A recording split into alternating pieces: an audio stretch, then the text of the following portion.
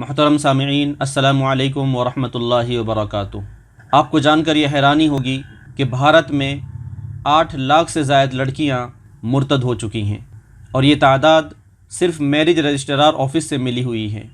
اس کے علاوہ مندروں میں چوری چھپے ہونے والی شادیوں کی تعداد اللہ ہی بہتر جانتے ہیں۔ اس کے باوجود مسلمان آج بھی نکاح جیسے آسان فریضہ کو فتنہ بنائے بیٹھے ہیں۔ اپنے بچوں کے ایمان سے بڑھ کر ان کے کیریئر اور غیر ضروری خواہشات کو فوقیت دی جا رہی ہے۔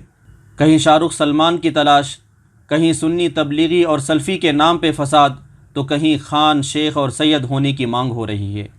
دوستوں، جہیز تو لعنت ہے ہی، اس کے علاوہ بھی ہزاروں نخرے اور نقص ہے۔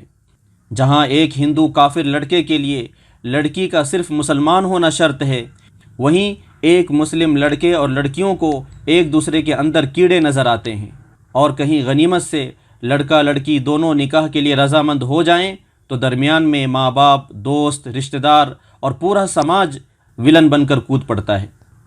جو مسلمان اپنے بچوں کو مرتد ہونے سے بچا نہیں پا رہے، کم از کم وہ اپنے بچوں کا کسی مسلم لڑکے لڑکی سے آسان نکاح کروا کر ان کا دین مکمل کرنے میں بھی ناکام نظر آ رہے ہیں۔ ایسے میں حیرت نہیں ہونی چاہیے کہ کفار بھیڑیے بن کر مسلم بچیوں کی عزتیں پامال کر کے انہیں دین سے منحرف کر دیں گے، اور آج جو تعداد 8 لاکھ ہے، اللہ نہ کرے عن قریب ہر گھر اس فتنے کی زد میں آ جائے، اور اس وقت ہمارے بس میں بے بسی کے آنسو بہانے کے سوا کچھ نہ ہو۔